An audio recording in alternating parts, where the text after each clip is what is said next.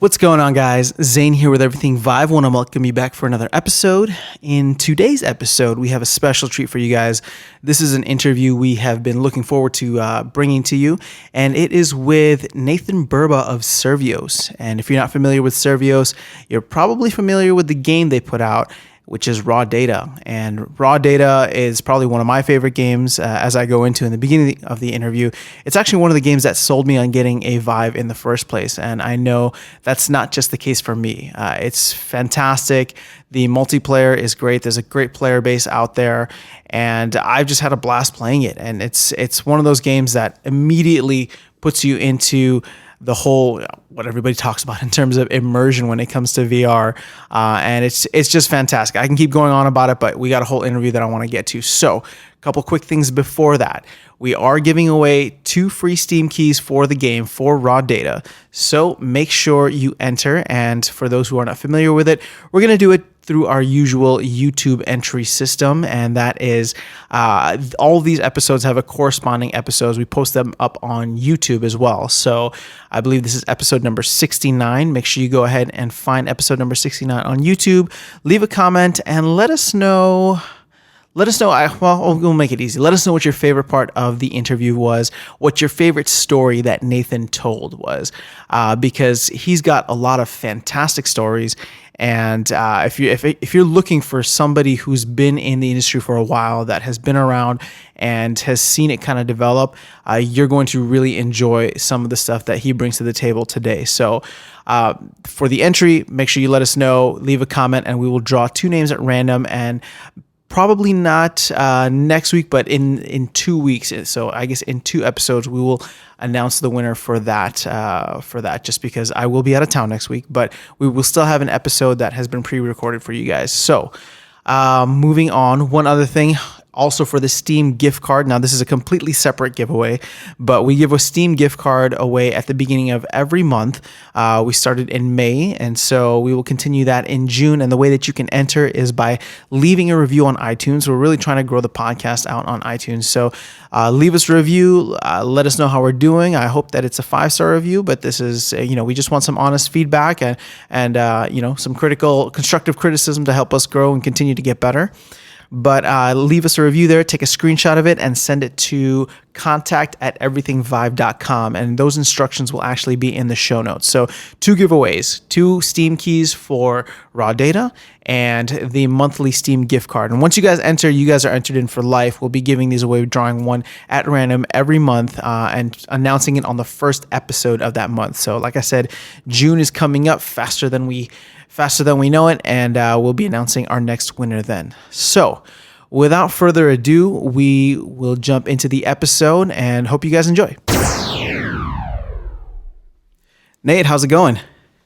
Hey, how's everything? Everything is good. I'm here with Ronnie. Ronnie, how you doing? Doing well. It's a pleasure to be here with both of you. Absolutely. Well, Nate, we both are very excited about this conversation. I know we've been looking forward to it for a while, but before we jump in and get the backstory, I just want to give a little backstory for myself. As we were talking about beforehand, Ronnie invited me over back in August to learn, or just to try out the Vive. This is my first real experience with VR.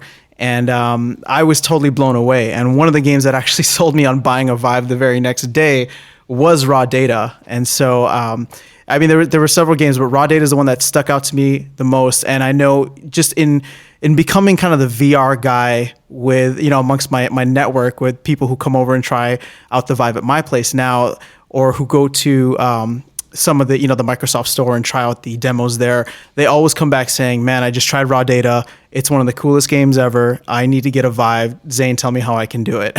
So just want to start out giving you kudos for the game, because you did sell me on the Vive. But going from there, I guess if we can just start at the beginning, how did Survios come about? How did the idea for Raw Data come about? And maybe a little bit about your background in VR. Sure, sure. So it's a little bit of a long story, so brace yourself. But we got time.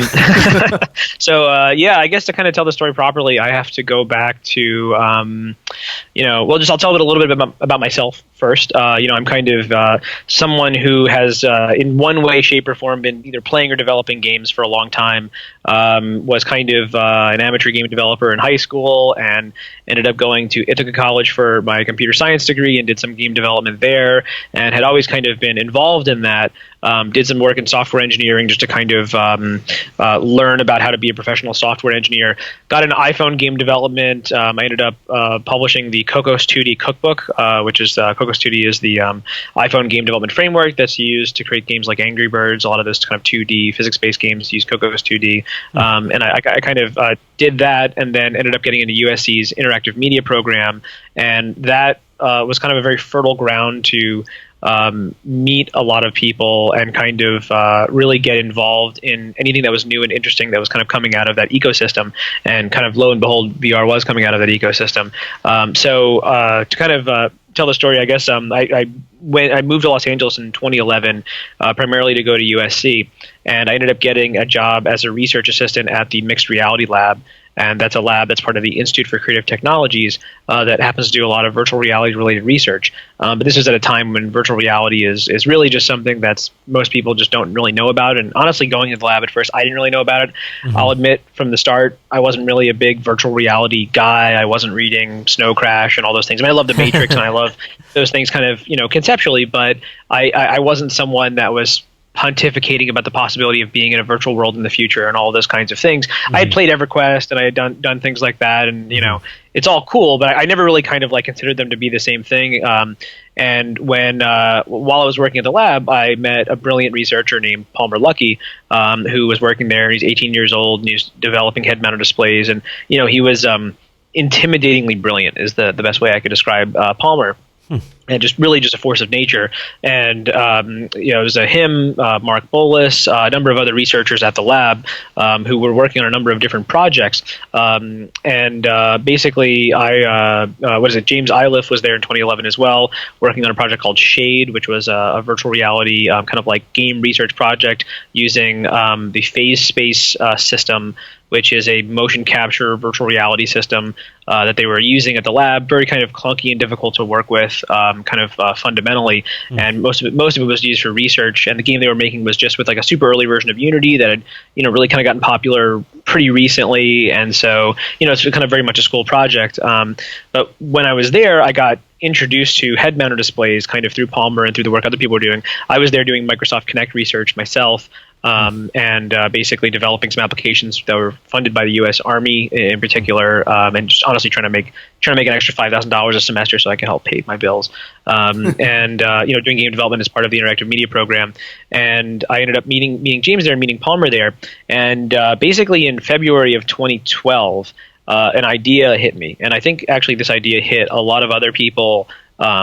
At roughly the same time, kind of based on what I've seen, some people working at CCP, specifically Adam Craver, who's now our head of research, kind of this idea hit him around the same time. The people who helped build VR at Valve, roughly around the same time. Sony as well, Richard Marks, a lot of those guys. This kind of idea started to kind of bubble up, roughly around the same time.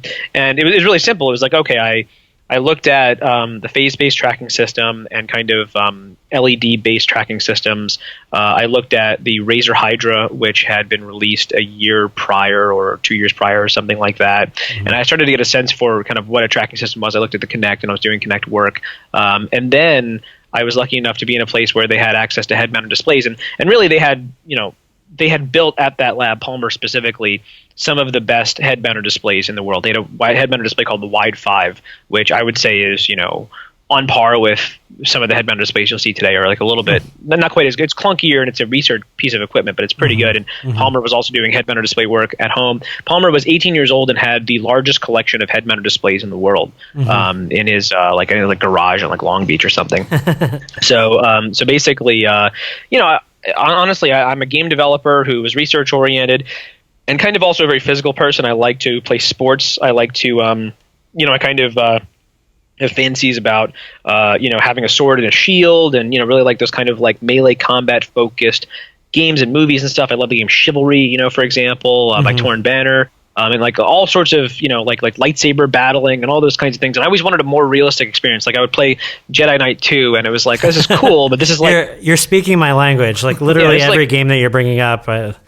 Yeah. Oh yeah, it's like this is like it's like Quake with a lightsaber, right? And it's like it's kind of cool, but it doesn't quite do what I'm expecting. You had Star Wars Arcade where you kind of could fight against Darth Vader in like the final level, and it was kind of what you wanted, but not really. Like I always want to do that thing where you're with your friends, where you're fighting with like swords and stuff, and you're actually kind of acting some of those things out. And so the idea of taking my physical body and bringing it into a video game was a very compelling concept. And so with this. The basic idea of motion tracking and my understanding of that technology, and then the idea of a head-mounted display and how that worked and how that whole loop worked as far as having an IMU that was fast enough and kind of going through the render and being able to do that, kind of solving an engineering challenge and being able to render things properly, being able to warp your scene correctly and do chromatic aberration and all that kind of stuff relative to the optics that you had to design as well. And by design, I mean find, because it's expensive to make custom glass optics. It's not something that a lot of the researchers go through. They end up using optics that are already designed. Anyway, it's a whole process. And luckily, enough people at this lab, Palmer being one of them, had gone through this process where I could put all those pieces together and go kind of, holy shit, this is possible for me to be inside of a video game. Well, and it's funny because when you put it in that context, actually, like me picturing you guys in this lab when all of these around that same time period, like you said, the Kinect was coming out, for the Xbox and Microsoft. You had the Wii having tons of success, in a way, kind of trying to sell the idea of, hey, we can allow you to somewhat improvise and have these pseudo one-to-one motions that didn't really end up living up to the hype, but they were this promise, right? And there was a lot of excitement around all of this stuff. And it sounds like for you saw these things, but because of where you were, you had access to these much more advanced, much better realized versions of these things. And you knew that there was some potential there, right? That this stuff could kind of, it's just kind of interesting to me because, like, it's all about knowing what's possible, right? I mean, it's kind of let's say I don't know how much you guys know about MEMS technology and IMUs, but if an IMU's the speed with which it's latency, basically, right? Yeah. If its latency was 10 times what it is from a fundamental electronics level, right? None of this stuff would be possible, right? VR would just not exist. Or if you couldn't bend light as much as you could using the optics technologies that we have available today, if that light bend was half of its, half of the kind of angle was half, the rotation angle, I guess you could say, then your field of view would be cut in half horizontally, and VR would suck, right? Or if you couldn't, if you just couldn't render a scene as well as we can, or render it in stereo, or if you didn't have Unity or Unreal, you didn't have game engines that that a layman person can get into. If game engines used to be a giant pain in the butt, before Unity existed, really. So there's all these different pieces that had to get made to a certain level of quality and fidelity to allow any of these things to happen. And it's a lot of pieces, a ton of pieces. And so this was the time when it was like, whoa, there's enough pieces, and I can start to kind of see them all. And so what I started to do is I started to say, hey, I kind of want to do something here. I was compelled. I just felt it's like once you recognize that something is possible, you just you need to do it. There's nothing, you just don't think about anything else. And so I just needed to do this. I started to kind of talk to my boss, who at the time was Evan Suma, and talk to Mark Bolas, and kind of the older guys at the lab were like, oh yeah, sure, research project, whatever, blah blah blah. They're kind of they had their own things to do, and they had been doing VR research at that point for 15 years. They're like, sure, another thing, go ahead, whatever. They didn't kind of recognize the watershed moment, but the younger people did. Palmer did, James did, people who are, roughly 20 years old, kind of really understood it. And James and Palmer and I had this, in my opinion, a very magical moment. I think it was more magical for James and I than I think it was for Palmer, because Palmer was kind of used to this sort of thing. But, we were basically being chauffeured around in a limo to an offsite. What was it? We were at the IEEE Virtual Reality Conference in 2012. I still have little USB sticks that say this from then, like So cool. swag that I got from it. But basically, we were at that conference, and everybody had research papers and doing different things, and it was all pretty boring, all pretty academic. And Palmer, James, and I had jumped into a limo to be taken to a offsite location where a company was showing their telepresence, like holographic technology, I guess you could say, with like a giant like piece of glass and a mirror, and if you sit in a certain area in a room, you can kind of see like a representation of something. Blah blah blah blah blah. But anyway, while we were in the limo, we just started talking about the possibility of creating a holodeck and how it's possible today. And you have all the pieces. And we started going off on that, and then basically Palmer was like, yeah, this kicks ass. If you guys want to do something, I could be an advisor or whatever. And he even gave us the idea of like if you had we were thinking about taking two people and putting them in virtual reality together, and then it's like, oh, you could put them on like a steampunk airship, and they could fly that airship around together. So because Palmer's, he's a huge nerd, huge gamer, understood the problems of locomotion implicitly, like just from the start, right, all the way back then. And so we're kind of riffing on ideas about that. And so James and I took that and we said, let's run with it, because USC has the structure called the Advanced Games project. Essentially, it's in the interactive media program, and it's basically for 2 semesters you produce a game, and you have a project lead, usually a director, and then a project producer, and you get you kind of try to gather a bunch of people from the class into your team, and it's just it's what I call a crucible. It's like a it's a system for creating games, right? And so we wanted to create a project to pitch to Advanced Games. If I didn't do this, I probably just would have pitched some other project to Advanced Games. But we wanted to do this one. So we came up with the idea of calling it Project Holodeck, and basically started to design out something where we're going to create our own hardware system for virtual reality and create a game for it. And it was this ridiculous idea that's it's honestly still ahead of its time. Like what we did back then was more complex than what is available now, or kind of how we're doing things, how people are typically doing things now. It was a 2-player multiplayer game where 2 people are in the same space, a reasonably large space, a little bit, I would say, about the size of a Vive play space, or maybe a little bit larger. And then both players are completely wireless, so they don't even have wires. And then it's it's multiplayer, so they're in the same virtual world, and then they're like flying around and fighting enemy NPCs and exploring a virtual world, in a way that you can't even do in most games right now. It's kind of like it was kind of like Battlefield 1942 meets Skies of Arcadia. It's kind of the high concept. The airship, right? That pulled through. Exactly. So we went ahead and put together kind of the nuts and bolts of that project and started recruiting a team. This is like in March or April of that year. We pitched it, and it got accepted to USC, and Palmer was there showing off one of his headband displays that he developed at the time, which would be kind of one he developed at home, which would kind of turn into like a proto version of the Oculus Rift. At that time, he was also talking to John Carmack. Yeah, I remember some of these interviews because I from the outside starting to kind of see some of the Palmer Luckey stuff and Carmack stuff around that time period, I think. Yeah, so that was when that stuff started to kind of to bubble up, and basically James and I put together that project, and as we got into it after that summer, the Project Holodeck, USC building a holodeck meme blew up, and it was on IGN, and we're like, holy shit, we're like, I've never been on IGN before, this is ridiculous. And video he put on there, and it was, so it was like, it was kind of like an on-ball meme, it's happening, and so basically we started the project, and what I think we quickly realized that we were in way, way, way over our head. And I kind of like dove in head first into something that I barely understood, a project that would need electrical engineering, mechanical engineering, networked multiplayer game development, managing a large team, and recruiting a large team, which I was terrible at. We had honestly a lot of just dead weight on the team because I I didn't have to understand that you need to like test people and make sure they're good. I was like, hey, just come on board. We'll it's fun. It's easy when you're in the beginning stages just to be excited about it, though. Yeah, well, and this is the way I've figured out is the way we learn. Me specifically is just make mistake after mistake after mistake, and somehow just grind through the mistakes. And so with this project, we went through a lot of rough patches. It was turnover. We had to, but through that process, like we had maybe like a 40-person team or something, and I was the director and James was the producer. And through that process, basically 4 people came out of it who were very good and very talented.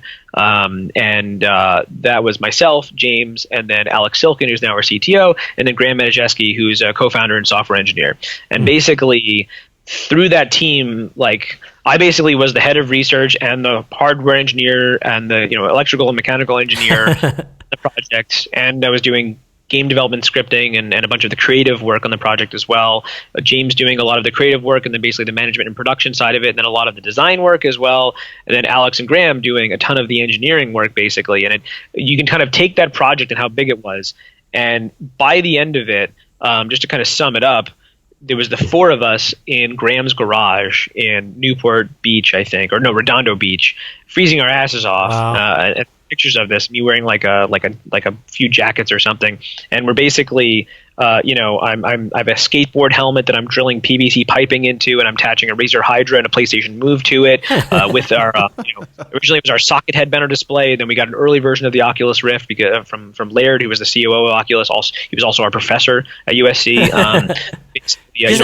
Just real quick, just to get a little bit of back. So at this time period, so you guys are full in now. At this point, you're really making a big dent, and you're working on your project.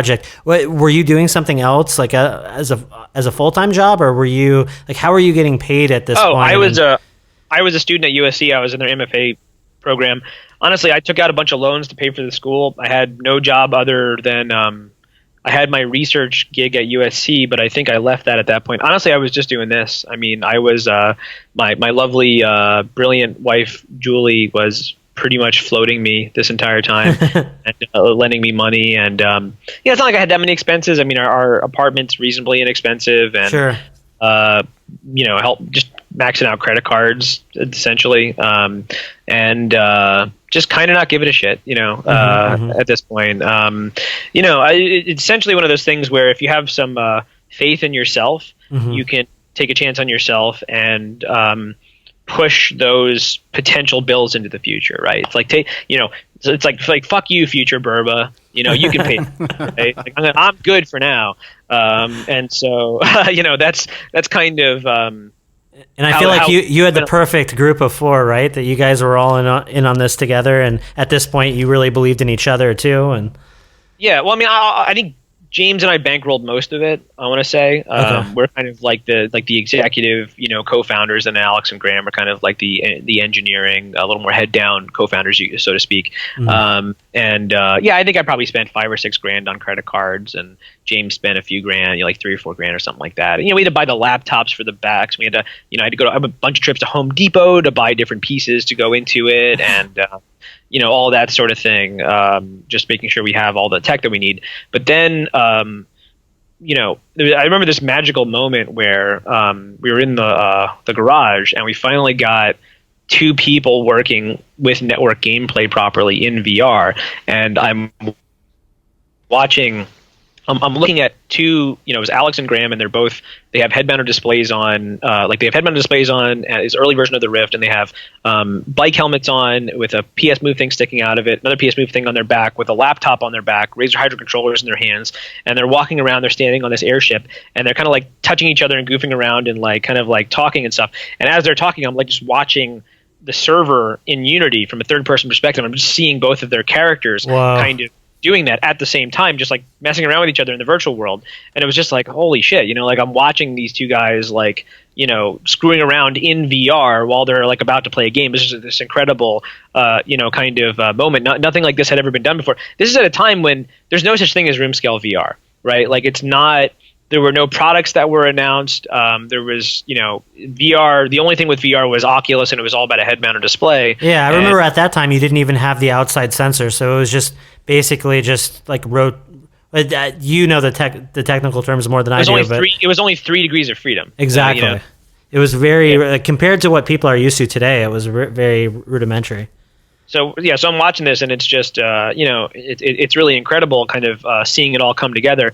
And this the whole project was very like tenuously built toward the end, but we ended up getting it done. We had 2 players, and by the way, from the start, it was all you had to have more than one player, because it's like you can't understand who you are without having another person, right? Like that was a critical aspect of it. If you were the only person in the entire world, how would you even have a good understanding of who you yourself are? So just there was curious, a lot of that. how did that tracking work? Because if you were using, like, what were you using exactly to augment, like, you were using one of the earlier Rift kits, and So the Rift had the 3 degrees of freedom sensor in it, and then we had the PlayStation Move it was inside of a PVC pipe thing that was on a helmet on your head, and basically there was the best way to describe it is there's a rigid mounting between the PS Move and the Razer Hydra. So the Razer Hydra base was sitting on the crown of your head, and so we measured the angle, essentially the transform between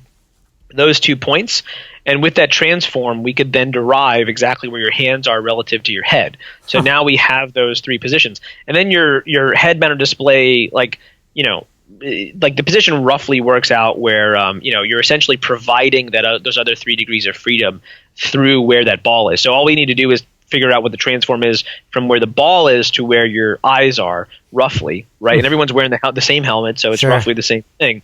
And then because of that, you just hook up the transforms in Unity, and then the transforms help you derive those positions naturally, because that's what Unity does. That's why Unity is so critical to this whole process.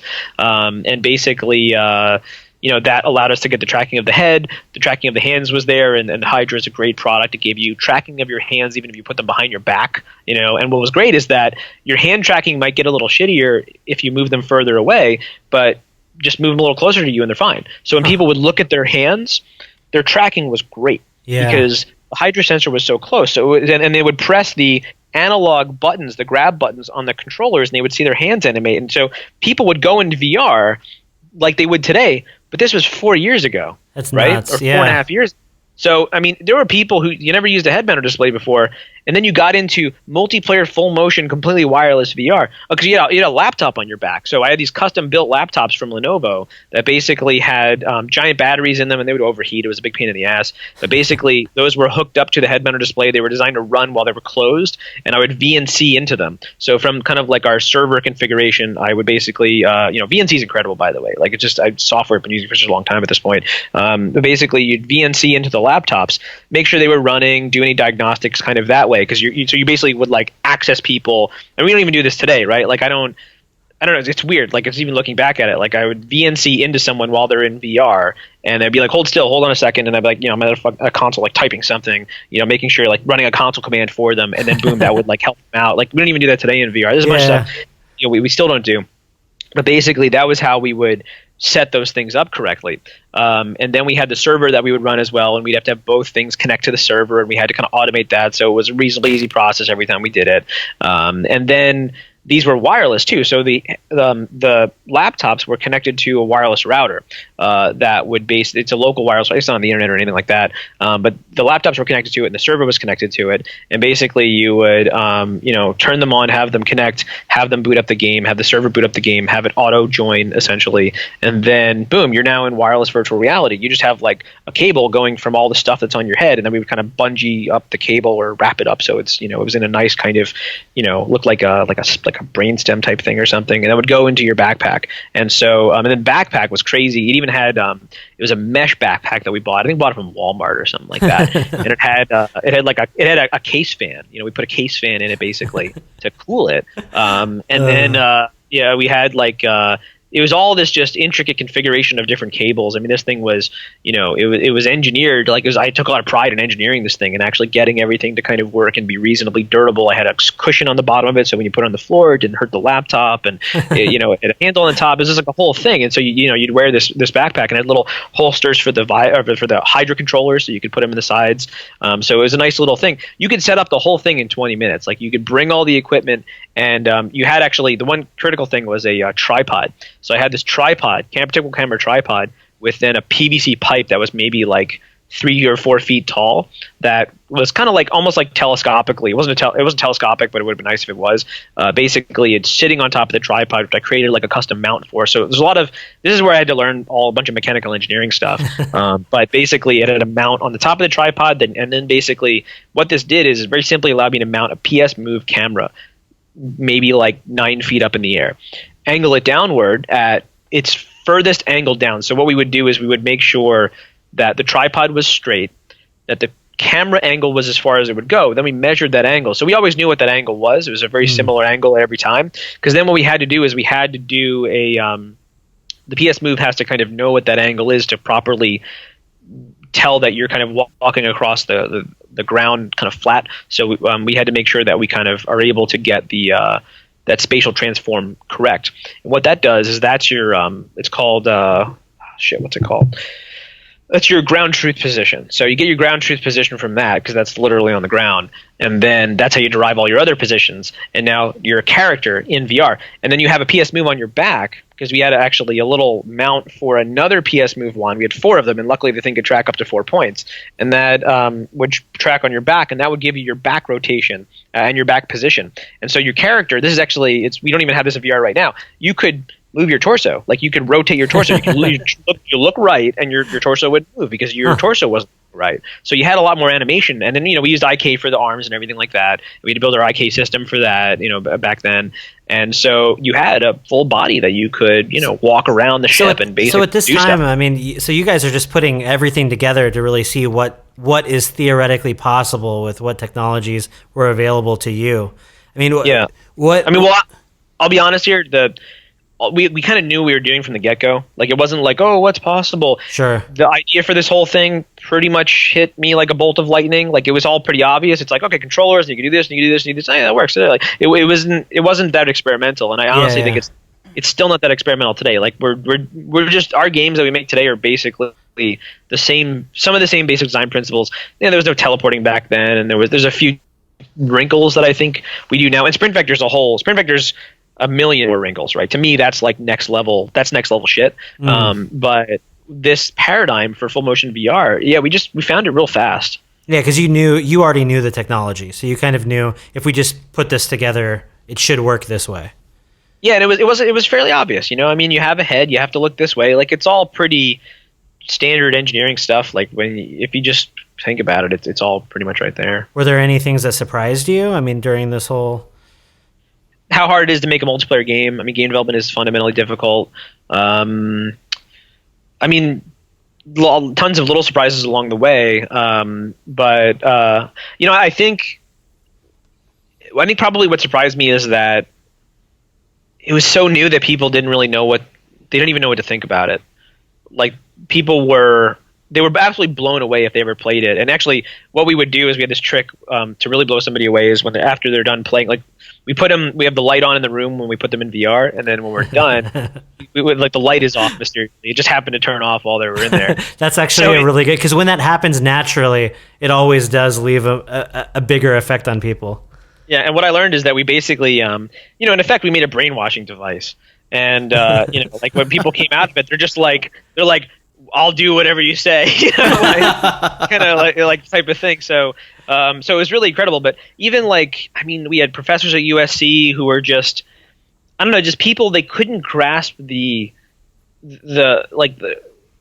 people who are a little bit older. I hate to say, a lot of them couldn't understand the incredible power of kind of what we were tapping into. I think a lot of people have a lot of, they're just fundamentally skeptical, and they're not willing to suspend their disbelief to see something that's kind of new and incredible. And so it stops them from just opportunities, and luckily, the people who do see it are, they're the heroes. And we had, after we did this project and we presented it to USC, and it was like, a whole thing. We did a whole, part of their show in May and everything. And when it was over, I still had a year left at USC, but I basically, James and I at that point were feeling the entrepreneur kind of, potential of all of this. And we went ahead and said, let's go ahead and start a company. It was originally called Holodeck LLC, but then we went through a branding process to come up with the name Survios.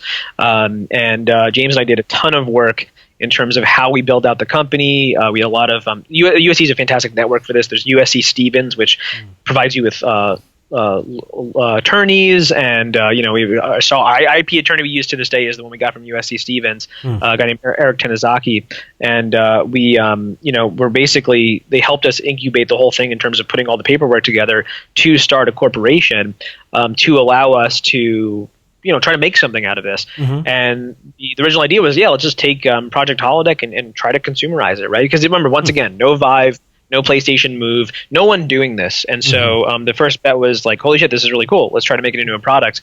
Let's see, what was I? James and I were go ahead.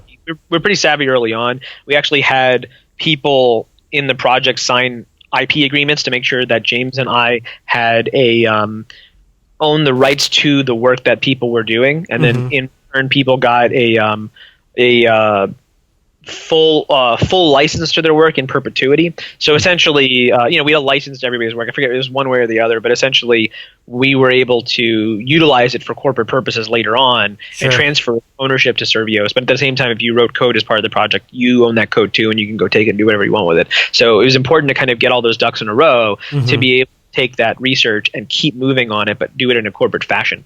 And so we took the four of us, started up as co-founders, and then our composer, actually, Jeremy Tisser, composer for Wild Skies, and then for another project we were working on, which turned into Zombies on the Holodeck, we basically, his father and uncle were excited about what we were doing, and we created multiple business plans and kind of iterated on those with them. And when we got to a certain point and there was that potential, they ended up being our two critically important seed investors for the company.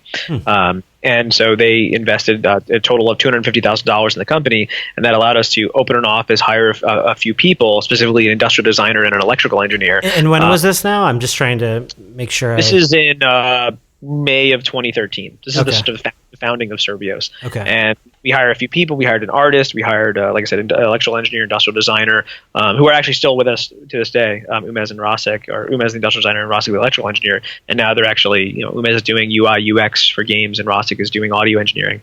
And basically, we started up a small team, started to work on Zombies on the Holodeck. And at that point, we started to try to iterate. We started to try to refine our design. We brought on a brilliant guy named John Selstad, who is now up at Leap Motion, but was there with us for about two and a half years, kind of on and off. And basically, we started to create kind of like the Gen 2 hardware of what we were building and kind of the next game that we would work on. And honestly, a game that I still want to work on, which I think still has a ton of potential. But basically, we created a very small backpack that you could wear. It's like the same size as a the thing that the Ghostbusters slide out to catch the ghosts in. Just looked like that. It even had a handle on it, and it was 3D printed. It was basically me getting into 3D printing and learning how to use SketchUp to kind of create things in 3D that I would then print and effectively bolt together, along with essentially taking smaller things off the shelf and putting them together to create this little backpack that you essentially wear. Creating straps for a backpack, by the way, is incredibly difficult. If you don't know how to sew, sewing is a critical part of a lot of this stuff. Seriously, it's right? Yeah, I can imagine. Yeah, if you can't sew, you should learn how to use gaffer tape. Man, gaffer tape was critical to the founding of Survios. That stuff just solves every problem that you have. It's like the greatest thing ever. And you can only really find it's tough to find good gaffer tape unless you're in Hollywood. But basically, we created this smaller version of the backpack. Created a single player game that was a little bit more easy to kind of deploy. And then, so there was only one person playing, but then it was a very visceral, kind of juicy experience. And this was Zombies on the Holodeck. And at that time, Zombies on the Holodeck was kind of the most advanced VR demo you could get. Once again, Room Space VR, way before Room Space's VR. But it had, because of James and his work on it, it had incredibly high production value. And because of Alex, and then an artist that we had, Brandon, who was very talented, and Graham's work on it and everything. Like, it was just a really fun, super juicy, wave shooter. Like, basically, I guess we kind of created the wave shooter. I don't know if it's a wave shooter. The wave shooter the holdout shooter in full motion VR is basically the thing that we made that I don't think anyone else had made up until that point. No, because you didn't even have the setups for that. So that's true. Exactly. Yeah. So bullied us. But basically, that was Zombies on the Holodeck, and it was super fun, and it was scary. Like, people would be in that demo, and they would they would freak the fuck out. Like, it activated their this intense fight or flight response. We had this axe that you could pull off of your shoulder, and you had to kill the zombies before they would get to you. And you had a grenade you could pull off your chest and throw at them, and you had a Tommy gun, and it was just awesome. And it was it was something that created a great experience. And what we did is we took that experience. We had a few false starts at this. We had a earlier version which was kind of a little bit crappier with like a backpack that we weren't exactly sure where to put the Razer Hydra tracker. So we took it out of its shell and we kind of tried to put it on the back at first, but it was too far away from the hands and it wasn't a good spot. It didn't have a good mounting point relative to the overall optical tracking. And so we ended up basically creating a system that was similar to the PS Move. It was actually our own homemade system. So we started to kind of internalize the technology a little bit. We had all this stuff. Like we had an LED that we sat inside at the base of a ping pong ball. Like a big fat ping pong ball we got off of like Amazon that we dremeled a hole into, and then we like puttied it onto the top of it, and then that was like sitting at the top of like an arm that would go onto this mount that we had on a head mounted display.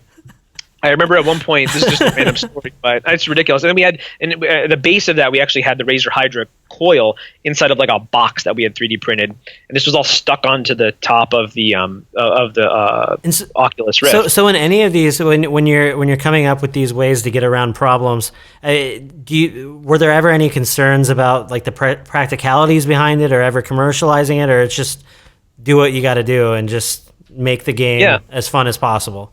I mean, at that point, with a handful of people on our payroll and kind of having meager, salaries, we had like 9 months of runway, maybe, sure, or maybe up to a year of runway. So it was kind of like make the cool thing to raise more money, right? That was really all we were concerned with. And, it's like make the cool thing and make the business plan, right? Those were the two things. And, if you do whatever you can to make the cool thing, and then you figure out how you're going to transition into making the consumerizable cool thing later. But for us, I mean, we made version 1 of our, brainwashing device already. We're like, okay, how do we make version 2 of our brainwashing device? And then how do we find, a great person to brainwash, who can be our investor? And it's not what, we want to work with, like, it's critical to find really awesome people that you want to work with. But at the end of the day, you're making a product experience. There's different types of startup companies. There's startup companies that, they have a great, kind of like financial plan, or they have one thing or another thing. What we were banking on is great product experience, like product experience that is so earth shattering that, you look at the world differently when you come out of it. Right. And that's what Zombies on the Holodeck turned into. And it, by necessity. And I remember this one really ridiculous story where I'll get to that. But so sorry about that. So basically, we created this new version. It's slimmer, it's lighter, it's easier to use, and basically, had these. It was really interesting design where essentially instead of laptops, we had our own little custom kind of computer that we made with batteries on it, and we started to kind of get closer to technology. We got closer to the metal essentially, and then we made a game that was tighter, that had higher production value. And we what we did is when we had like 3 months of runway left or something like that, or 3.5 months, James and I said, fuck it, we're going to go up to San Francisco and we're going to live up there. We're going to rent an apartment, which cost us about like $4,000 a month or something. It was expensive. I rented it. We had to do it fast. So I rented the thing sight unseen. I just saw pictures of it. And it was important that I saw the pictures because it had to have enough living space for both James and I, and it had enough space in the living room so that we could demo full motion VR and do it kind of reasonably well and kind of host people there and all that sort of thing. So I found this nice place in Noe Valley. And so we went up there, and we basically every single day we would, Alex and Graham and a few guys were back at Survios HQ in near Culver City with this office that we had rented down there, and basically they were making updates to the updates to the game while I was up there with James with the hardware, while we were iterating on the business plan every single day, and then we were pitching to investors every single day. And basically that was our life. And we would play I played FTL when I was bored by myself, or we played Loadout. We played a lot of Loadout. Loadout's pretty sweet. Just play games and stuff, and go to like parties, trying to meet people, just trying to get in places, and we just worked our way up networks, and met a lot of very interesting people, and some people was a dead end. Some people opened doors for us, or someone who opened doors for us was a guy named Roy Bahat, who heads up Bloomberg Beta a big VC investor, and he didn't invest in us, but he sure as hell introduced us to a lot of people. Eric Klein, one of our early advisors, awesome guy, video game experience, hardware experience. So kind of, it was us working ourselves into networks, and as we worked up those networks, we were also being advised by Robert Nashak, who's now our chief operating officer, and he pulled in a ton of contacts from EA and all over the place. And basically, we were able to work our way up to talking to VCs. And, our demo got a little better as we made some kind of modifications to it and made sure everything was kind of ship-shape to make sure that the experience was really good. And then we iterated on our business plan and iterated on it. And just like, James and I were up there for 2 months probably until we started to really get some really solid VCs in the door. And the timing actually worked out really well because I remember this moment with very, very good clarity. I remember when Oculus was purchased.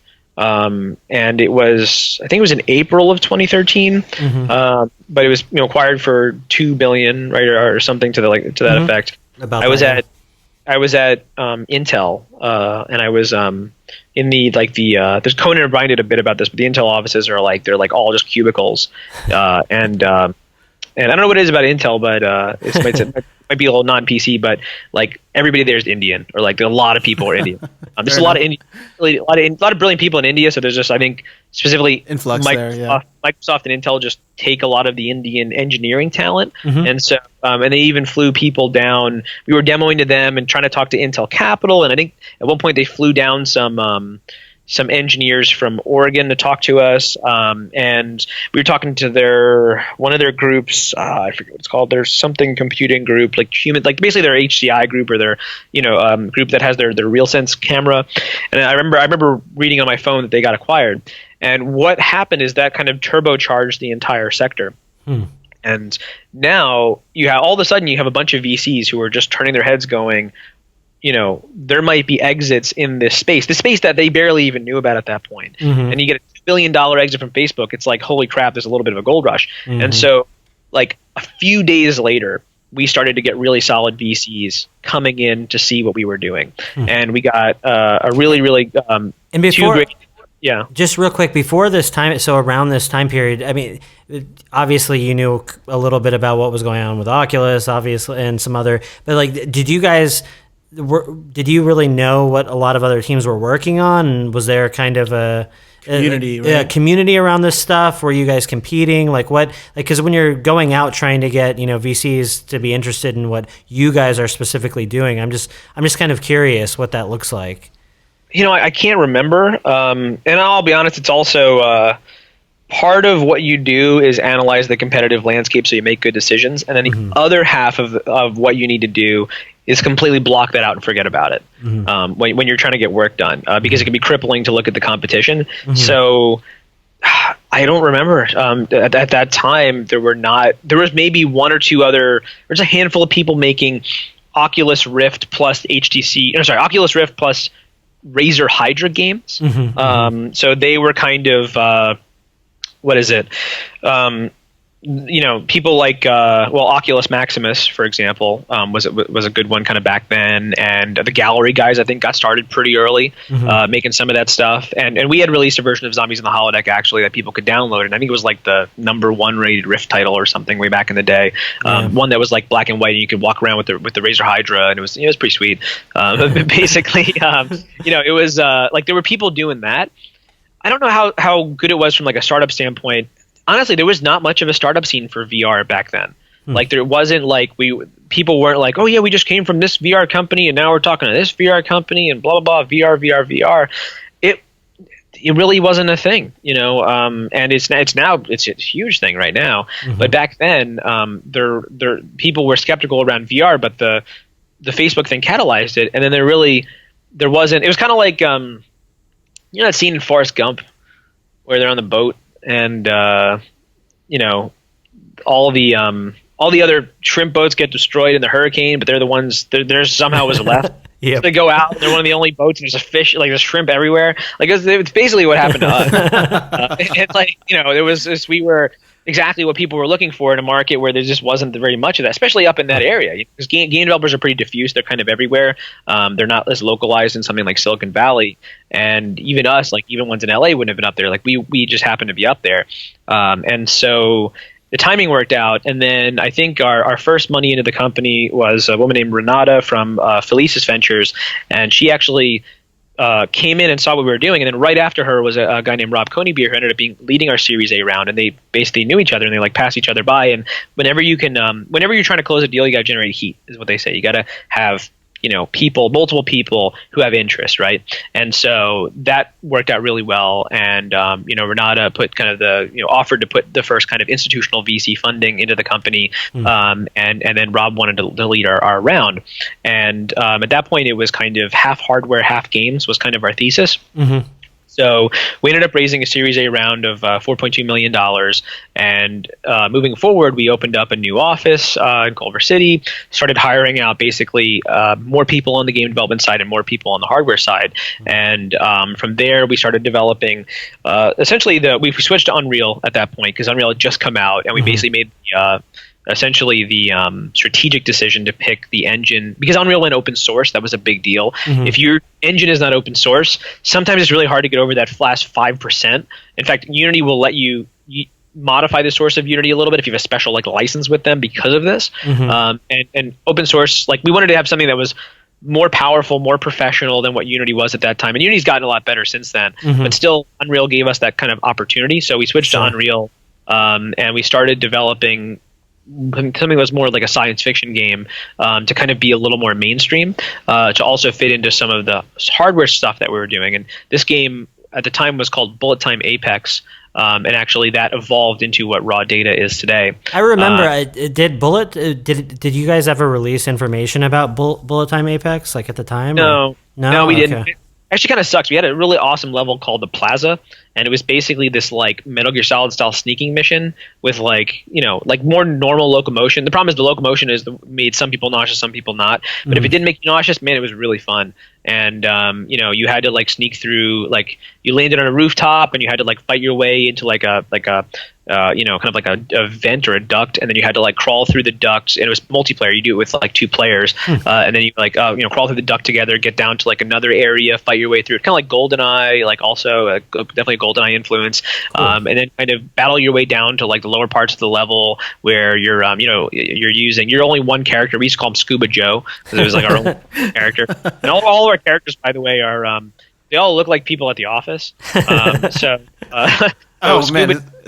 Okay, go ahead. So if you ever meet anybody, Scuba Joe, our original character, looks just like Justin Corey, who is our lead artist in Raw Data. Also, he modeled that character, so oddly enough, just modeled to look pretty much like him. And so it's totally similar hair and everything. And it was Scuba Joe because he had this sneaking suit on, Metal Gear Solid style sneaking suit. And then the character we made after that, after it refactored kind of our character system and everything, was Bishop. And Bishop looks just like Eugene Elkin, who actually was one of the primary developers of Oculus Maximus, and who I recruited to come onto our team and move from Florida over here. And Eugene's the coolest motherfucker in the world, and so is Justin, honestly. But Eugene's a software engineer, and basically he looks just like Bishop. And then basically Damon, our lead character artist, looks just like Boss. And what is it? Saija. We haven't figured out what Saija looks like under the mask yet. I don't think we have, but we usually have Amy from our marketing team kind of play Saija, at the real world. And then we're not sure who Elder is quite yet. We're figuring that out. But usually they end up looking like somebody at the office. It's pretty funny. When are they going to have someone based on you?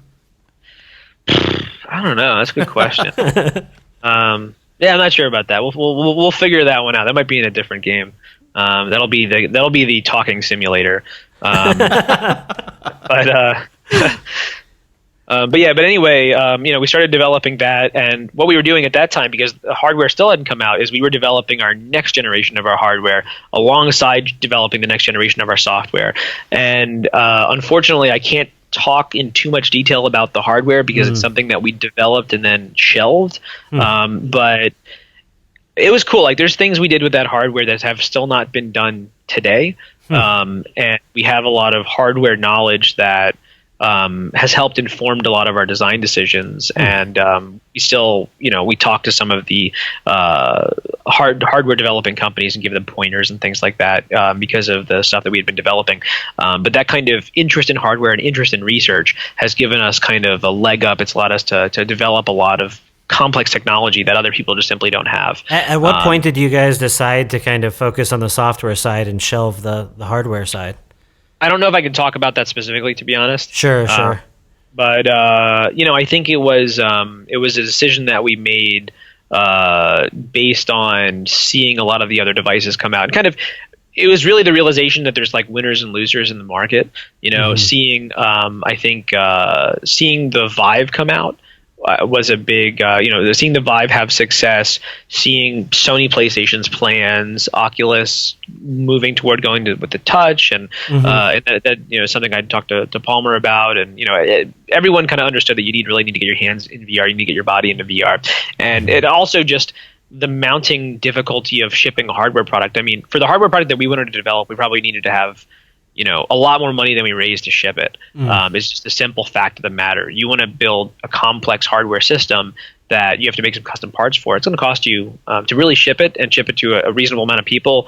Like, it's you're talking north of $100 million, right? And we didn't know that at the time because we're just a bunch of punk kids trying to do something.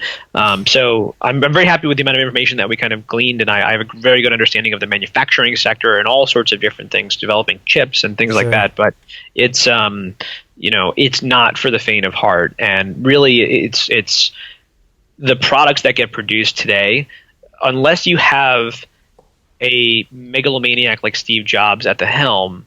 They're going to be commodity hardware. There's a reason why all the laptops, I complain about this all the time, but every laptop is a piece of shit, except for maybe the MacBook Pro and the Razer, the Razer Blade. Yeah. There's one or two others that are maybe halfway decent, but they're all just basically crap because they're commodity hardware. They're produced as cheap as possible. They're produced, as they say, by the lowest bidder. Even touchpads, all the touchpads suck today. I don't know why. Even the ThinkPads, they got rid of the older touchpads, and now the newer ones are kind of terrible. They don't even have buttons anymore. So it's kind of it's tough for these devices to really get produced kind of properly with any quality. Sure. And what we were kind of doing, we were kind of being like the Apple of VR in some ways from a hardware standpoint. And as we got down that path, and we had a really cool product, but it was you're talking about research challenges that there's only a handful of companies in the world that can solve. And you're talking about Valve, you're talking about Oculus. For Oculus to make the tracking system that they made, which by the way, I think is incredible. I still think it's the most incredible tracking system anyone has developed. They literally had to hire Steve Lavelle, the guy who wrote the book on motion planning. They literally have to find the best people at their respective fields in the entire world and bring them in. They have to find the fathers of modern rendering and computing. They either had to have John Carmack or Tim Sweeney, and if they didn't have either one of those guys, and then they had Michael Abrash, if they didn't have those guys, the thing wasn't going to happen. So it took so much incredible brain power that we were punching way above our weight. And what we started to realize is that for us to develop this piece of hardware, we need one of these 10 guys, and they're all Korean. They're all just in Korea working at Samsung or something. Or we need we need a head of research who's there's 4 people in the world who could be that head of research. Wow. And a lot of it ended up boiling down to me and John Selstad and 1 or 2 other guys who were really smart, but it was a lot, man. It was way too much. And so as we started to kind of realize that, we pivoted to doing more just to focusing on software, really focusing on games. And that ended up being a very successful move, and something that was closer to, I would say, what the DNA of the company was. Mm-hmm. And when you're running a startup company, you need to know what your DNA is. Know yourself. That will lead you in the right direction and something you could really follow through on. Mm-hmm. And so that helped push us forward. And another thing actually that was really critical to us was recognizing that the design for raw data doesn't need to be earth-shattering, that in fact it should be pretty kind of not original. That was a big moment for us, and when the project really moved forward, we were we got our design director Mike McTire came on board and was like, all right, it's a cross between a wave shooter and a tower defense game, like kind of like Orcs Must Die or even a little bit like Payday or Payday 2. Sure. Boom, there's the game done. Make it and ship it. And once we had figured out the design, everything was able to move forward, and we were actually doing a lot better. And Mike takes a great approach to design. He's very matter of fact about it. And so that helped us kind of realign what we were doing, and we stopped kind of being floating a little bit in R&D land, and we were able to kind of get down to kind of rubber meets the road traction of putting the game together that was a good baseline for us to kind of ship. And it's turned out fairly well. It still has some problems, like the first level of raw data. And if you only play the first level or two of raw data, you're hearing it from me now. Please play the other levels, because the first level or two, they just don't represent what the rest of the game has to offer. It's a bigger, more full-bodied game after that. And that first level was designed that way because it was a different game. It was literally a holdout shooter where you couldn't teleport around. So now that you could teleport, we had another big part of the level open, and we used that for our original level because of the asset production costs are very high for kind of the realistic style that we're doing. But for the later levels, we opened them up, and there's a lot more things going on. And I think you'll see with the games we're developing in the future, they're going to be much larger, much more expansive, much more interesting, in my opinion. Raw Data is great, and Raw Data is an amazing IP, and it has great gameplay. But I think it's not as big as we want it to be. We want to go big in the future, and our future titles are going to feel a lot bigger. I mean, Sprint Vector, you're burning through miles and miles of real estate while you're playing. It's a fundamentally a different experience. Yeah, I was gonna say actually. Yeah, so Zain and I both got to try Sprint Vector, and it was, I mean, like you said, it was kind of amazing the first time you play it to really feel like you cover such a huge amount of space compared to what you're used to in VR.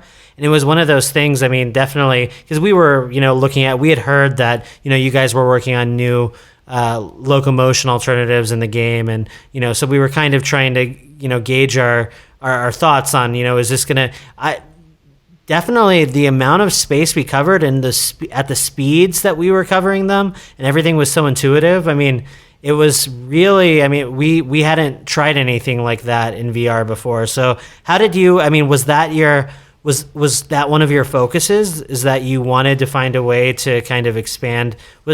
Was it more locomotion? Was it more expanding and finding a way to make that all work? I mean, what was the primary driver? Well, I mean, so first off, in games, people want to move through space, right? And you want to really move around. You want to kick ass. Like, that's what you do in games today. And the fact that the vast majority of VR games don't provide that is a huge problem, right? I mean, that's, the main draw of games is moving through space. It's arguably the most fundamentally human interactive thing you can do is move around.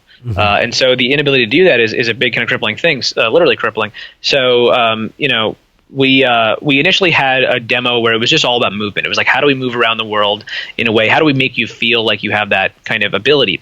And so we had our obstacle course demo where you could climb, and we had zip lines, and we had giant kind of like Super Mario style, like moving platform things that you had to jump on and then duck, or another platform would hit you, and then you had to like jump and climb up something. It's still pretty damn cool, and we're going to be using stuff like that for games in the future. Sure. But we couldn't figure out what the gameplay was, though. And we were having a hard time thinking about turning that obstacle course demo into something that would really kind of like stick, I guess, and have something that's an interesting concept to it. And we're kind of inspired by like MXC and American Ninja Warrior and that sort of thing. And I guess like Guts, you remember from Nickelodeon back in the day. Yeah, that sounds like a really cool concept for VR. Oh yeah, for sure. And so that's what we were kind of, initially thinking about. And then what we went through is we kind of shelved that project after a prototyping process for like a month where we had, developed that. Mainly it was Alex Silkin and then Reed, one of our artists, basically them working on it. And then essentially we picked it up later, and then we said, okay, we're going to turn this into something. And they, brought on one or two other people and basically said, okay, we're going to take kind of a Mario Kart-esque approach to this and turn it into kind of an adrenaline platformer where you're not only platforming, but you're racing. So we're going to take those elements that we had built and then build more elements on top of it and then amp the speed up to give you like a real sense of purpose. And on top of that, we'll add like announcers. I've always wanted to make games with announcers. Announcers are awesome. Like, this guy, like That's such he's like Such a nice touch to headshot it. guy, Yep. yeah, or the multi-kill guy from Unreal Tournament. Like I always love that sort of thing. Yeah. And a big sports fan. So basically, we wanted to create something like that. And Andrew, one of our designers, started working on the locomotion system, and that's where we went through a few iterations. But getting that last piece that was missing, honestly, was how do you run? How do you run forward? Right? How do you not get nauseous but go from point A to point B in a very simple way? That was the one piece that was missing from Obstacle Course. You could, we had a few different ways to do it, but honestly on the Vive with its touchpads, which I'm not a big fan of, I prefer like a joystick. Sure. But even that just used as basic motion will make you a little bit nauseous. The touchpads, by using them to move forward in a pretty simple way was just not working in VR. And so we wanted to create something that allowed you to move. And what we found is that the faster you moved, the easier it was to solve the nausea problem. Mm-hmm. And so we're like, okay, so for our first crack at this, we're going to move fast because we know that's going to help us out.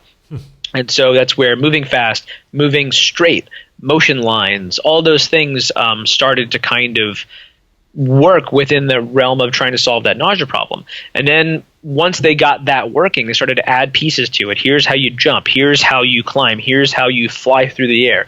And then we're getting to here's how you drift. Here's how you wall run, right? A lot of it's predicated on movement and the ability to get going reasonably fast. So it kind of synergizes well with the kind of racing aspect of it. It's almost kind of like a real life, like SSX or like something like you feel that sense of speed, but at the same time you feel like it's really you're the one that's pushing yourself forward. You feel like I don't know if internally, I'm sure you guys have had multiplayer matches. We only played one player and then switched off, but I can imagine everyone kind of uniquely, even though the routes are set up pretty, like to guide the player in a way, at the same time I can imagine every person kind of having their own take in what types of movements they're doing, how they're hitting ramps, all that kind of stuff. So, yeah, I mean, people definitely have a few different styles, and so this went through a lot of testing, and it's very much a testing-based, iterative process internally at the studio. And we're very, Unreal is a very old school engine, very monolithic engine in a lot of ways. Mm-hmm. We're pretty old school in our development practices. At the end of the day, even though we're, a pretty big company at this point, we're like 80 people. Mm-hmm. It's really like, 60 of those people are game developers or 65 or something like that. And they're all just a bunch of people in a room making stuff and, testing it on each other and playing it together. And through that process, we were able to figure out kind of what works and what doesn't, how to tune these mechanics properly so that they don't make people nauseous. Mm-hmm. And under that, the auspices of moving fast and racing, you're constantly giving people that thing they need to do, which like pumps them up a little bit. And it's, they're, it's almost like you don't have time to get nauseous. It's like you have things to do. You have to race, and so it's worked out very well. And we want to, a lot of the mechanisms that we've used to move you around. I mean, the mechanism we use is pretty simple. It's basically that part of your brain that knows that if you push off of a wall, your whole body will move. Mm-hmm. It's just that. It's that over and over again in a bunch of different ways. And so we want to expand that in the future to more locomotion systems, moving a little bit slower, moving through the world for the purposes of combat, and I think there's a lot there. And so this system is what we call fluid locomotion, and it's something that a lot of our games are going to have moving forward. And it's one of the things that we think we can develop. We have that ability to create that kind of secret sauce. It requires a lot of low-level detail work that is not very easy to pull off. Sure. And so it's something we're very proud of, and it's something that's going to be in Sprint Vector, and then will be in some of our titles moving forward. Very cool. Yeah, I don't know if this is kind of just something that popped into my head as you were talking about that, but it sounds like based on your history that Survios in general doesn't sound like the kind of company that likes to make a lot of compromises. Like in some ways, obviously some compromises are necessary, but it sounds like at least internally you guys are always, looking to the future, coming up with new and exciting ways of solving problems, even hardware-related problems in the past. Just kind of curious where you see Locomotion going, and as far as, I mean, right now it sounds like you're mostly focused on the software side of kind of, more stationary type of movements, but how do you kind of balance the software stuff with the room scale stuff, and what's I guess the correct way going forward for VR to take, Yeah. Well, I mean, VR is definitely a very interesting, fascinating, complex market. We don't have all the answers. We definitely make compromises with regard to developing software for the products that exist right now, sure. And for the fans right now. People. There's a great market for the Vive. People absolutely love it. The fans, the people who play the games are awesome, and because they're Steam PC master race people. They kind of get it. They're willing to fight through a little bit of difficulty on the hardware side because they're they own a PC, and PCs have their own quirks anyway. So we really like that market as a starting point, and then we kind of branch out and grow from there. I personally think that not only does full motion VR have a great place, sit down VR does as well, depending on the use case, and then honestly just regular video games too. Like I don't see a difference between VR and video games, to be honest. That's my take on it. When you want to make VR, you use a game engine. When you make a game, you use a game engine, because games and real life are fundamentally the same thing. So we like to make kick-ass experiences that are new and interesting and different.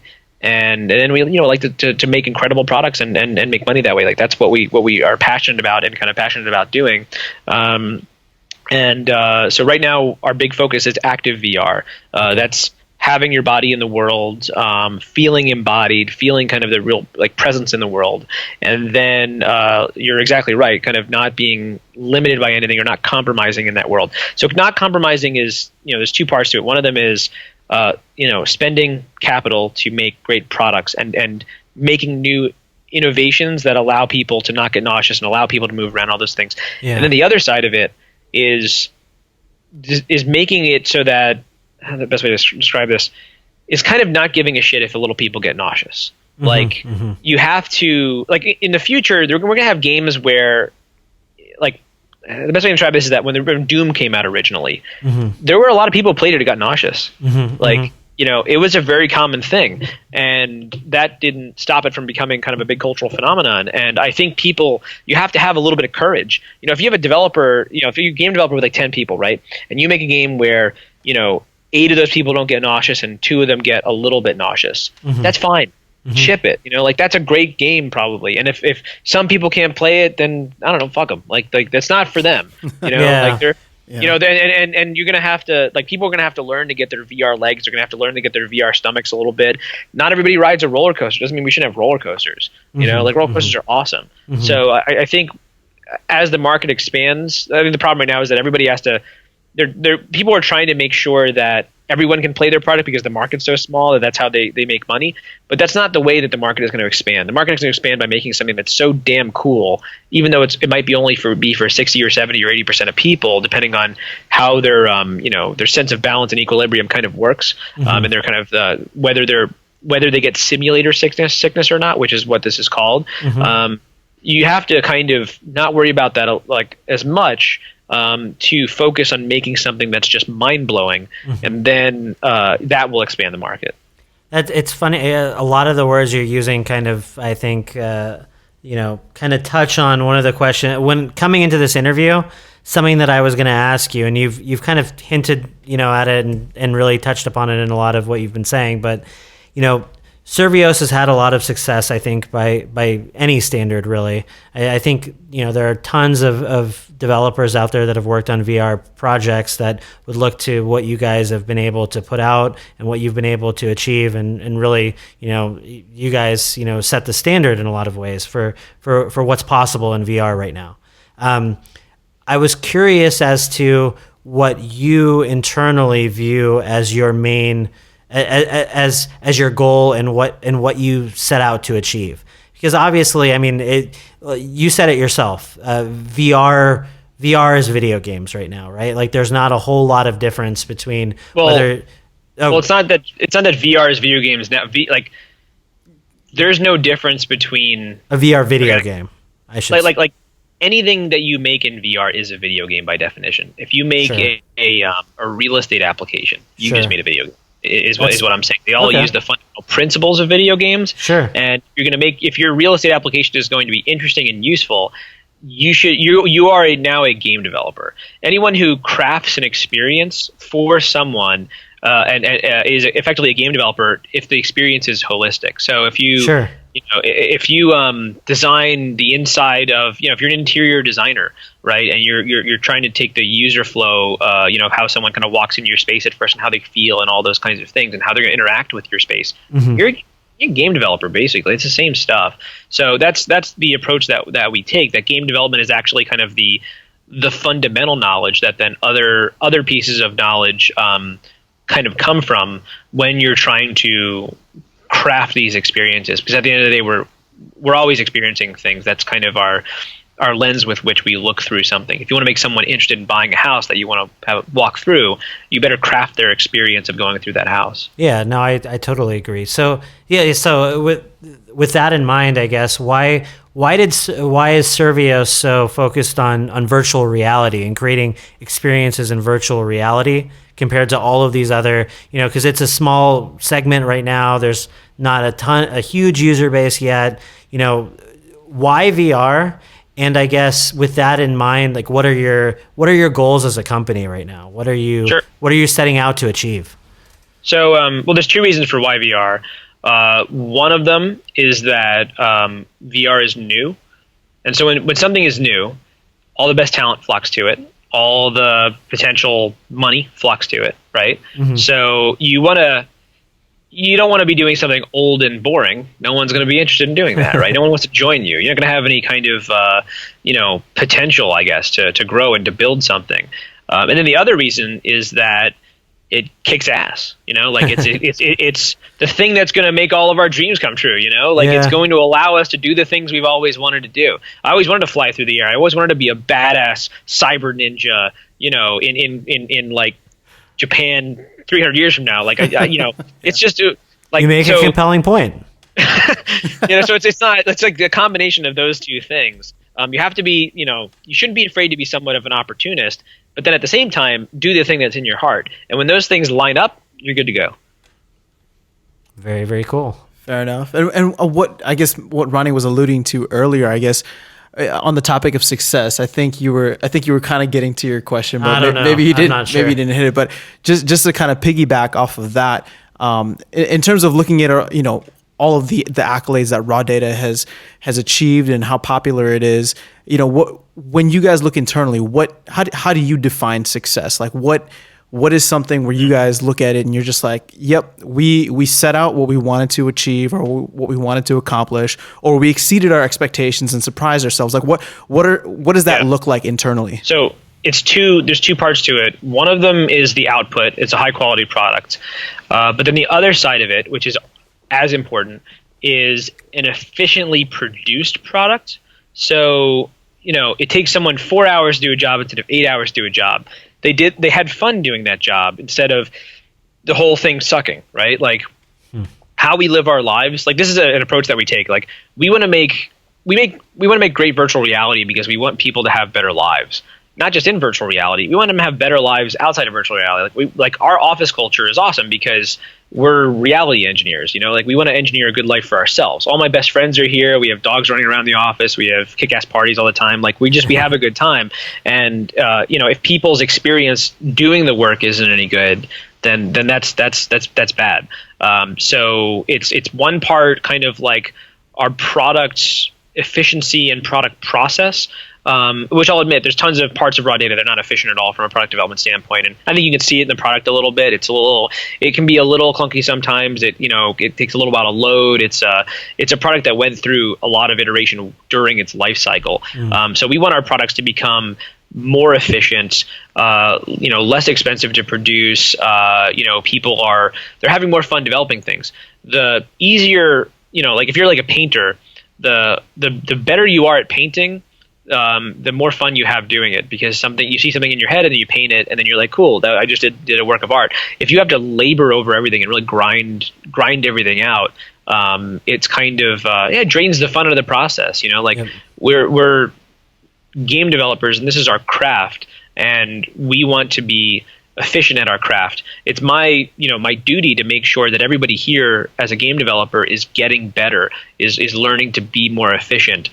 Because it is, when you're doing something that's a craft, if you don't like it fundamentally, you're not going to last. People burn out of this industry all the time because they can't make like sweet love to their tools well enough, I guess you could say. I think what you're saying applies to a lot of fields, honestly. They're great words of wisdom. Yeah, well, it's very important. I mean, if you want to have that longevity, like, the people that I really respect are the ones who are doing the same job that they've been doing, that they did 40 years ago, right? And they're still doing it. They get up every day excited to do it. To me, that's the life, right? Like, there's I think the Japanese have a word for this. It's what is it? I think it's do. I think. Yeah, it's just so basically their culture is part of the reason why they're so good at making video games is that it's a craftsman culture. It's a culture about repeated processes, and so do, I think, means like the way. It's like the way that you consistently do things, like Bushido, for example. And we're always trying to refine our way of doing things to make that process as efficient and enjoyable as possible, so that it has that longevity, I guess. We don't want to burn out. So that's why every game developer, like, when you're hiring someone, the first thing is like, what's crunch like, right? Because everyone's aware of this, right? And so we're constantly trying to engineer that, and then we're balancing with product quality. And when you have to crunch too much to get a high quality product, you haven't correctly calibrated that, and then game companies they burn out, fundamentally because of that. That's awesome to hear, and I'm glad that you guys are successful and having a great time while doing it. So I would say we're trying. That's not even relevant. That's relevant to a lot more than just game companies too, I would say. Oh yeah, for sure. And you can tell. I mean, when I think products that come out of an environment like that, I mean, it shows, right? It's a level of perfection and polish that I don't think you get from necessarily just grinding it out and spending every minute of a night on something versus enjoying it and really putting like your heart and soul into something. It's like cooking. When you make something with love, it just tastes a little bit better. But yeah, no, yeah. I totally get where you're coming from. Yeah, it's all. I mean, the simplest way to boil it down is that it's when someone is playing a game, you want them to be in a flow state, right? You guys know the concept of flow, the Csikszentmihalyi concept. And then when you're doing your work, you want to be in a flow state. I mean, shit. You want to be in flow state all the time. Like, that's the best way to live your life. If you can maintain that flow state, you're having fun. You're enjoying life. And so if we can have our games hit the flow state and have our work hit the flow state, then we're looking pretty good. Very cool. Very cool. Well, we want to be respectful of your time. So we just got a couple more questions for you, if that's okay. Sure. So the first one, just I guess getting off the topic of raw data, maybe looking at VR as a whole, and I feel like you may have answered this already, but we tend to ask you were pretty exhaustive in and of yourself. Like we have some questions we were thinking about. We usually kind of step in, but you did a really good job of hitting a lot of things that we were interested in. So thank you. Which is great. You actually made our job a lot easier. But one of the questions that I feel like we pose to, or we like to ask to developers, just because you guys have a unique perspective on the industry, and maybe after this conversation and going through it might seem a little elementary. You might have answered it in several different ways already, but it's a hypothetical. So, like, what's one wish that you have for the future of VR? And the hypothetical that we give is, if you were at the head of Oculus or HTC right now, where would you be focusing your resources? And since you guys are a software company, I would say focus on the hardware side. And I think an answer from you would actually be more informed, just because of the hardware experience that you guys have. Sure. I mean, I think it's a good question. I think converting more customers, very simply, is important. And I think taking a hard look at how to do that. I think price point is probably a large part of that. There's 20, 30, 40 million PC gamers out there. or I think it's more than that. It's like more like 100 million. But it's, you know, like if you're looking at something like Steam, Sure. you know, you're going to sell to like 40 or 50 million or something like that. And you know, if you sell into 10% of the market or 5% of the market, you're doing really well, and you can make a lot of money that way. And that's kind of that's the engine that drives the industry. So everyone is trying to look at how do we expand the number of customers that we have for these titles. And I think there's a few ways to look at that. One of them is just, you know, get more people to buy head-mounted displays and get them to use them consistently, right? That's the other side. The flip side of it is to simply say that these are peripherals and to make games that support both VR and non-VR, and to really kind of come up with designs that support that well. Like, there's a ton of games that I've played where you could make the same game for both VR and non-VR, and it wouldn't really hurt that much. Like, I was playing PlayerUnknown's Battlegrounds, and it was just super fun. And it's like, you know, especially with that engine, because it's based on the Arma engine, which is based on the Operation Flashpoint engine. They've already have the head kind of disconnected from the arms, and kind of how they build the skeleton of the characters and how they render it out. It's really easy to add VR support to that and add touch support to that and have your character, you know, move around and do all the stuff that you normally do in the game just in VR. It would kick ass. Does it support track IR already, or I'm trying to think? I honestly don't know. I'm not as, you know, well informed on that, but Sure. to me, the idea that VR can be a strongly supported thing and kind of like recommended to make your experience a lot better, but the game still works in non-VR, I think is a powerful idea that hasn't really been embraced, because everyone is so, I don't know what it is. There's like a purism that kind of goes on where people say, why is this in VR if it doesn't, you know, if it's only in VR or this or that. And I think it's that kind of that purism, or that kind of focus on like an incredibly laser focus on VR that's actually blinding us to the fact that we should just be embracing you know, both at the same time. And that might very well just be the solution to the problem. Interesting. Would you ever consider putting the games that you guys are coming out with in the future on, you know, both a VR and non-VR platform? Yeah, it's definitely something we're considering, and you know, it's all about that design and figuring out kind of what's the best use case there, and also what kind of like how users like work with something like that back and forth. I think it's pretty possible with Steam and with Oculus, because like those platforms are, you know, they're PC based, right? You're sitting at your computer, and you start playing VR. And, they view headsets as peripherals, like you said, for the most part, versus like the Oculus or some other, you know. Steam very much looks at all of. I mean, when you look at your games, it shows you, right, all the headsets. It shows you all the controllers, and really, yeah, you could see a potential where software would just support all of the different setups, and it's up to the user whether they want to put on their headset and have a more, you know, immersive experience, or they're feeling a little lazy and they want to kick back on the couch and just turn something on the TV. So, and I think just the other approach, I think, to that is to make something that just kicks an incredible amount of ass in VR. Like, it's just so good that you just need to stay in there. And I think, you know, I think like an MMO is probably like the holy grail, you know. And it sucks because there's not that many VR users, right? But you have to, at the end of the day, you have to have someone with capital take a leap of faith and make a larger product like that. And I'll say an MMO that had VR compatibility, or potentially asymmetric VR compatibility. What do you mean by asymmetric VR compatibility? So what it means is like you have one class of character that's your PC character and one class of character that's like your VR character. Oh, so playing together, but with different design considerations, so they're balanced properly. And then if you design the game around that, maybe like one race is like the VR race and the other one is like, you know, like the PC characters race. Hell, maybe you have one for like a controller based one too, and they're slightly different, but they all kind of coexist.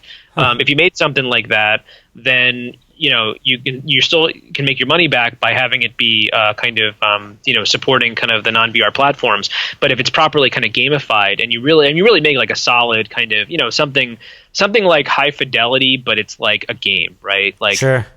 And probably, you know, of a very high fidelity, I guess, so to speak.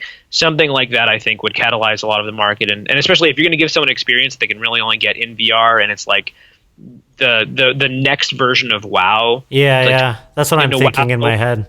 Yeah, like that type of thing. It's like WoW, but like with fully, because there's something there's.